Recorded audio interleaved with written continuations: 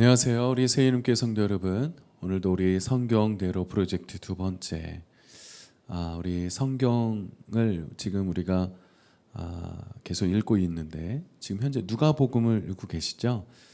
누가복음에 대한 부분들을 개관을 함께 오늘도 나눠보고자 합니다. 성경을 읽다가 오늘 정리된 내용들을 들으시고 성경 말씀을 또 읽을 때 이런 부분이 이렇게 되었구나, 또 이런 관점으로 쓰고 있구나, 또 예수님의 사역과 오늘 예수님의 제자들의 사역의 구분점들, 그리고 제자들을 통해서 복음이 전파되는데 누가복음은 어떤 사상으로 복음이 전파되고 결과를 내고 있는가, 이렇게 좀 생각해 보면 누가복음을 읽을 때 1장부터 24장까지 전체 흐름을 보고 읽으면 한눈에 이렇게 들어올 수가 있는 거죠. 자, 우리 누가복음 들어가 보는데요. 누가복음은 1장부터 19장까지 예수님의 사역이 나오고요. 20장부터 24장까지는 증인들의 사역, 그러니까 제자들의 사역이 이렇게 나타내 보이고 있습니다. 그래서 누가복음 1장 19절부터 1장 1절부터 19장 마지막 절까지 전체의 모습들은 죄인들을 부르시고 그들의 죄가 회개한 다음 회개시키도록 병을 고치거나 마음을 상한 자들, 그리고 평지 복음을 전하고 이런 사역들을 통해서 회개에 이르는 삶을 모습을 보여줍니다. 그래서 죄인들을 부르시고 회개를 시키시며 사역하는 장면들이 1장부터 19장까지의 모습이죠. 이게 예수님의 사역인 거죠. 자, 증인들의 사역은 무엇입니까? 예수님의 그 사역을 본문을 받아서 예수님의 그 은혜와 또 예수님의 구속의 관점에서 마르투스, 증인의 삶을 살아가는 것, 마르투스, 증인의 삶을 살아가는 것. 그래서 20장 이후로부터 제자들의 사역들이 가버나움을 지나 갈릴리를 지나 또 여러 지역들을 지나면서 예수님이 공생의 기간 동안에 해왔던 모든 일들을 눈으로 보고 깨달아지는 것들을 전합니다. 표현합니다. 예수님의 이름을 부릅니다. 그 증인의 사역들을 감당하고 있는 모습이 20장부터 24장까지 내용이 나오게 됩니다. 그래서 누가복음은 두 개의 흐름으로 갖고 있다. 예수의 사역과 증인의 사역, 예수의 사역과 증인의 사역으로 두 가지로 나누고 있어요. 그래서 이 예수의 사역과 증인의 사역의 결과는 뭐냐면 잃어버린 자를 찾아서, 자, 1장부터 19장까지 잃어버린 자를 찾아서 고치시고 회복시키시고 위로하시고 만져주시고 축복하시고 은혜하시고 은혜 주시고, 하여튼 잃어버린 자를 찾는 것입니다. 18장까지 찾으시고 그 이후로 구원을 얻게 하는 거예요. 예수의 사역과 증인의 사역은 같습니다. 예수의 사역과 증인의 사역은 똑같은데요, 잃어버린 자들을 찾고 그들에게 복음을 전하여 삶이 회복이 되고 죄인된 우리들 의인되게 하시며 땅의 시민권이 아닌 하늘의 시민권으로 바꿔줘서 구원을 얻게 하는 것이 이 예수의 사역과 증인의 사역의 목적이고 결과입니다. 누가복음은 그걸 아주 선명하게 딱 구분해서 1장부터 19장, 또 20장부터 24장, 대부분의 사람들은 그렇게 보는데 어느 관점에서는 1장부터 18장, 19장부터 24장 이렇게 두 가지로 나누어 볼 수도 있다는 것이죠. 누가복음에서 증인의 사역은 무엇입니까? 누가복음에서 핵심은 증인의 삶을 살게 하는 것인데 사람의 아들로 오신 예수를 집중적으로 소개합니다. 그 이유는 여자의 후손이신 예수 그리스도가 구속을 완성하시는 분임을 증언하기 위해서 예수가 예수임을 증거한다는 거죠. 예수가 예수임을 증거한다. 여자의 후손으로 예수 그리스도가 구속을 완성하시는 분임을 증언하기 위함이다. 즉 증인의 사역은 예수를 증거하는 사역이다. 어떤 거요? 증인의 사역은 예수를 증거하는 것이다. 증인의 사역은 증인을 증거하는 것이 아니고 증인의 만족을 증거하는 게 아니라 증인의 사역은 예수를 그리스도로 증거하는 것입니다. 자, 누가복음의 특징은 아까도 계속 거듭 얘기하지만 잃어버린 자를 찾기 위해서 예수의 사역과 또 증인의 사역으로 구분해서 볼 수 있다 말씀드렸습니다. 자, 이렇게 해서 하나님의 구속사적 관점이 예수 그리스도를 통해서 1장부터 18장, 19장 이어지면서 또 하나님의 구속사 관점을 예수 그리스도를 통해서 이루어지고 또한 예수 그리스도의 구속사 관점이 증인들로부터 이렇게 이어지는 모습은 결국 통찰적으로 보면 하나님을 기억하기 위해서입니다. 하나님을 기억하기 위해서. 이게 참 중요한 거죠. 잃어버리는 자를 찾는 것도 구원 얻게 하는 것도 하나님을 기억하는 것이죠. 그래서 그리스도의 사역들을 구체적으로 좀 들어가 보면요. 그리스도의 사역은 한 가정과 두 선지자를 통해서 준비합니다. 이는 예수 그리스도의 탄생이 구약의 성취이고 구원의 시작이라는 것을 의미하죠. 그래서 그 후에 마귀의 시험을 예수님이 받게 되는데요.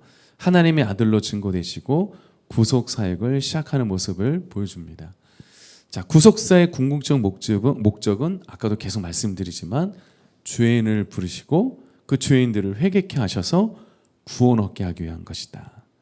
구속사의 궁극적인 목적은 죄인들을 불러주시고 그 부르심에 합당한 회개에 이르게 하시며 회개를 통한 구원을 얻게 하는 것이 이 최종적인 목적이죠. 자, 예수님의 사역은 주로 어느 지역에서 감당하냐면요. 갈릴리라는 지역에서 감당하게 됩니다. 5장에서부터 이렇게 보면 9장까지 갈릴리 사역을 쭉 얘기를 하시는데 갈릴리 사역에 보면은 북이스라엘 영토였다가 아수르에 침략당한 지역이 바로 어디입니까? 갈릴리입니다.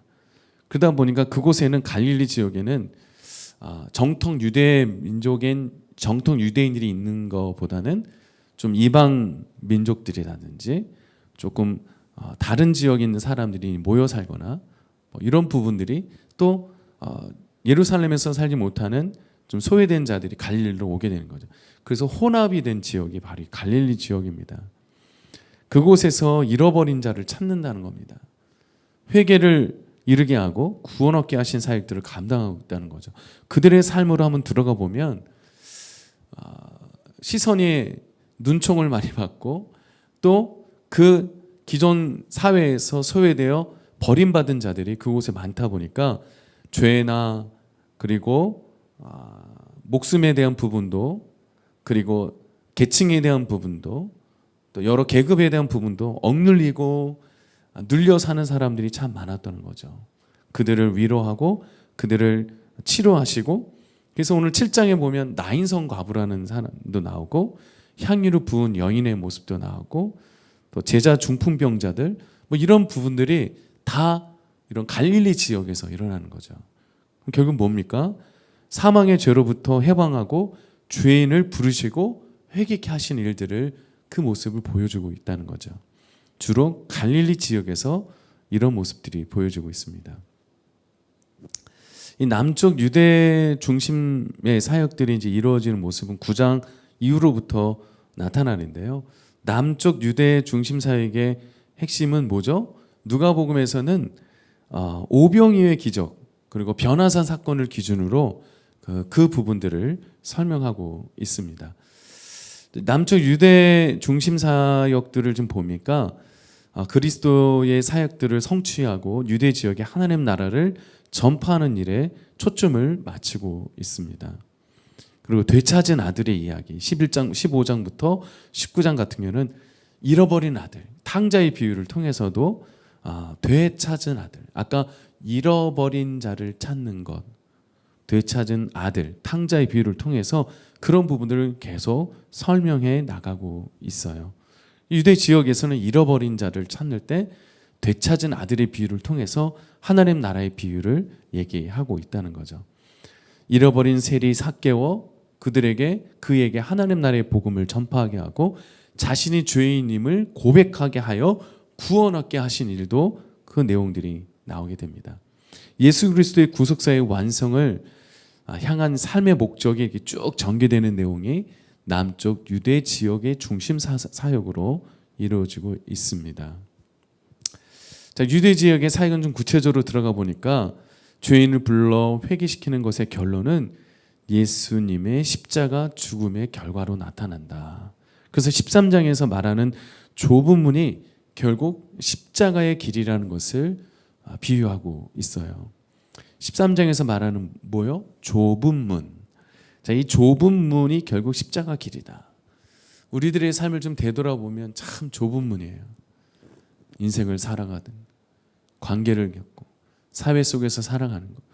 그리스도인들이 그리스도인으로 살아갈 수 있는 모습은 이 세상 안에서는 좁은 문의 비유가 되는 것 같습니다. 하나님 나라를 회복하고 병을 낫게 하는 것이 복음인 건 하지만 낫는 것으로 끝나는 게 아니라 우리들이 살아가는 그리스도인으로 살아가는 모습의 표명은 바로 좁은 문, 십자가의 길, 예수 그리스도와 함께 구원의 길을 갖는 그 모습은 좁은 문, 십자가의 길이다. 자, 오늘과 내일과 모레의 삶을 길을 설명하면서 13장 32절 33절에 내가 갈 길을 가야 하리니 선지자가 예루살렘 밖에서는 죽는 법이 없느니라 말씀하십니다. 그래서 예수님의 사역의 결과는 무엇입니까?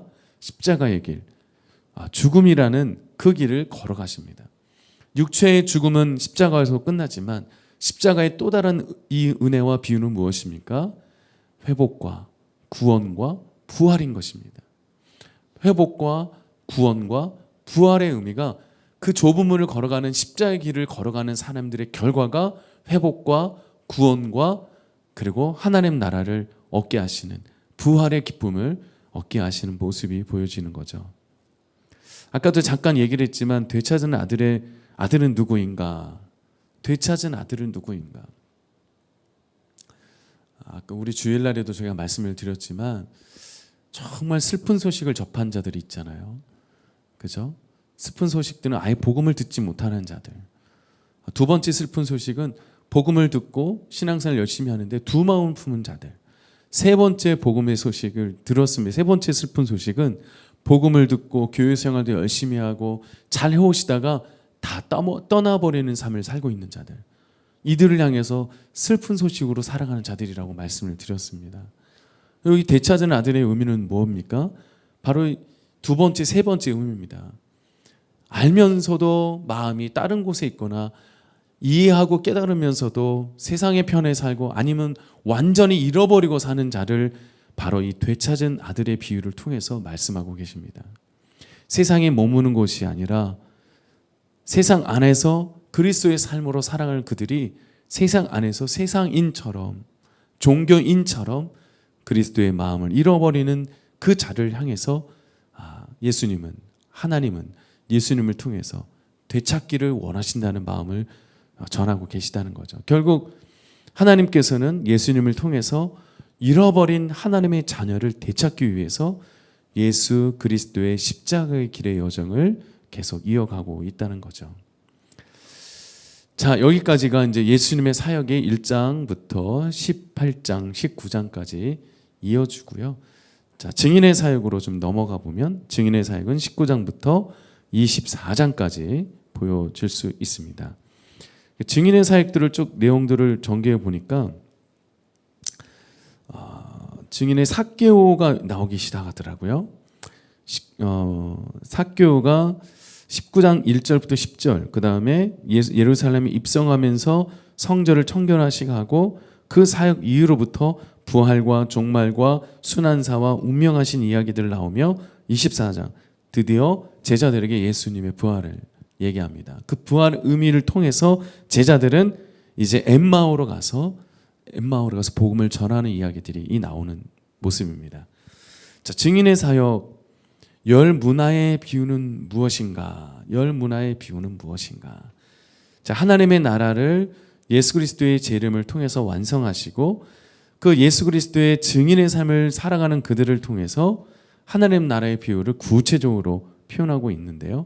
제자들은 예수님의 죽음 이후에 하나님 나라가 당장 나타날 줄로 생각하고 있었습니다. 그런데 가시적인 하나님 나라가 안 나타나는 거죠.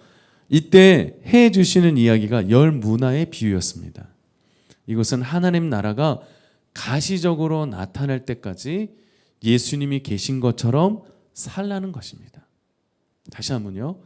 이때 해주시는 이야기 열 문화의 비유는요, 하나님 나라가 가시적으로 나타나는 데까지 예수님이 계신 것처럼 살라는 뜻입니다.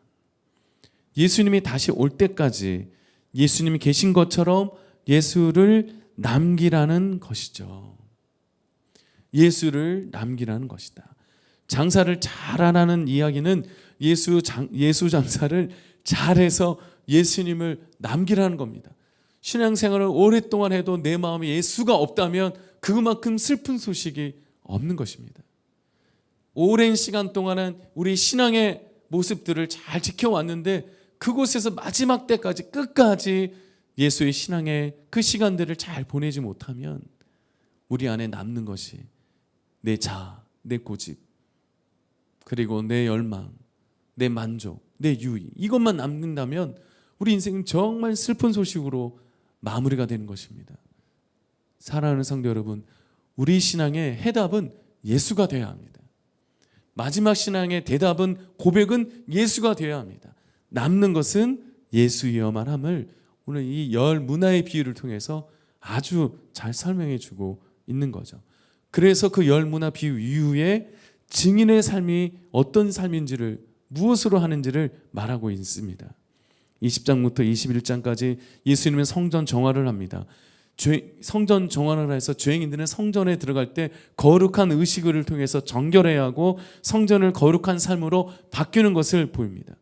죄인이 정결해지고 정결한 그들이 성전에 들어가 성전에서 거룩한 삶으로 회복되어 예수님의 제자, 증인의 삶을 살아감을 예수님께서 말씀하고 계시죠. 증인의 삶이란 무엇입니까? 내 안에 내가 주가 아니라, 내 안에 내가 주인이 되는 것이 아니라 예수가 왕 되심을 인정하는 것입니다. 예수가 나의 구주이심을 인정하는 것입니다. 예수가 내 삶의 모든 것임을 인정하는 삶이 증인의 삶의 시작인 것입니다. 증인의 삶을 살기 위해서는 명확한 증인의 신분이 있어야 한다. 명확한 증인의 신분이 반드시 내 삶에 증명되고 증거로 있어야 할 때 증인의 삶을 살아가는 것도 능력 있고 힘이 있는 거죠. 증인의 신분은 말씀으로 우리를 정결하게 해야 얻을 수 있는 것입니다. 말씀으로 우리를 정결해야 하는 것입니다. 예수님의 공생의 기간 동안 시작하기 전 사단에게 시험을 받을 때 말씀으로 그 삶을 거룩한 삶으로 증명하며 살아가듯 하나님 나라의 증인으로, 하나님 아들의 증인으로 아주 능력 있게, 힘 있게 고치심과 전파하심과 그 사역들을 감당하셨어요. 우리 또한 마찬가지죠. 예수님의 그 제자의 삶으로, 증인의 삶으로 살아가려면 하나님 말씀, 주님의 말씀으로 정결하여 이 세상 속에서도 고치고 전파하고 가르치는 일들을 우리도 해내는 증인의 삶을 나타내 보일 수 있는 그런 의미인 것입니다. 정결한 마음, 성전 청결, 죄인들이 의인되게 하시는 것, 이건 전부 다 증인의 삶을 말하는 것입니다. 결국 이렇게 살기 위해서는 내 안에, 내 마음 속에, 마음과 생각 속에 예수가 나의 구주이시다, 예수가 내 삶의 왕이시다, 내 주인이시다, 이것을 인정하고 살아가는 그 삶이 바로 증인의 삶의 아주 중요한 핵심이다. 그를 통해서 정결, 성전의 정화, 그리고 거룩한 삶으로 끊임없이 치유하고 전파하고 가르치는 일들의 열매가 나타나게 되는 거죠. 자, 예수님의 구속사는 결국 무엇일까? 예수의 사역과 증인의 사역, 이 두 가지를 다 포함하면 예수님의 구속사의 사역인데요. 이 증인의 주된 사역은 아까도 결론적으로 얘기했지만 잃어버린 자를 찾고 잃어버린 자를 찾아서 구원을 얻게 하는 것이다. 예수의 사역과 증인의 사역은 잃어버린 자를 찾고, 그리고 잃어버린 자에게 찾은 그들을 회복시키고 고치시고 위로하셔서 구원을 얻게 하시는 것이다. 그리고 증인의 주된 사역은 구원의 복음과 구원의 복음뿐만 아니라 회복되고 거듭나고 치유되고 깨달았으면 삶으로 살아가는 겁니다. 구원의 삶으로 살아가는 것입니다. 예수가 나의 주인으로 살고 내 안에 모시며 인정하며 살아가는 것입니다. 이것을 전하는 것이 증인의 주된 사역이죠. 그래서 누가복음과 사도행전의 구원의 지식과 구원의 삶을 이렇게 연결해 볼 수 있는 건데요. 누가복음의 지식이란 예수님의 구원 사역을 지식으로도 전해야 된다는 것입니다. 그리고 사도행전의 삶이라는 것은 뭡니까? 예수님이 살아주시는 삶으로 증거한다는 삶을 연결해 볼 수 있어요. 그래서 누가복음과 사도행전은 어떻게 보면 누가복음 1, 2로 볼 수 있는 거죠. 하나님의 구원 역사를 통해서 구원받은 성도는요, 반드시 구원 사역을 내가 증인의 삶으로, 증거의 삶으로 다른 사람들에게 전파하는 것입니다. 이것이 바로 예수 믿는 자, 그리고 성도의 삶, 제자들의 삶이라 말할 수 있습니다. 자, 오늘 여기까지 이렇게 진행해 보면서 누가복음 전체적인 계열들을 좀 해봤습니다. 다른 이야기는 좀 여러분 설명적으로 이해가 됐지만 아주 중요한 핵심은 1장부터 18장까지 예수님이 탄생하시고 또 그 이후에 사역들을 감당하시고 또 시험도 받으시면서 시험 이후에부터 많은 사역들을 감당하잖아요. 중풍병자, 그 다음에 이 평지설교, 그 다음에 나인성가부, 씨 뿌리는 비유, 오병이어, 그리고 70인을 파송시켜서 섬한 사마리아인들을 통해서 건져주신 구원의 이야기들, 그리고 하나님 나라에 대한 기도들, 또 어리석은 자의 부자, 포도원, 큰 잔치 비유, 잃은 양, 잃은 동전, 잃었던 아들을 되찾는 것, 청지기 나사로, 그리고 사마리아 문둥이, 가부와 재판관 삭개오까지 쭉 이어지는 내용이 뭡니까? 잃어버린 자를 찾는 거예요. 그 잃어버린 자를 찾아서 19장 이후로부터는 잃어버린 자에게 구원을 주시고자, 회개하고 돌아오는 자에게 구원을 주시고자 구원 사역이 이어지는 그런 모습들이 보입니다.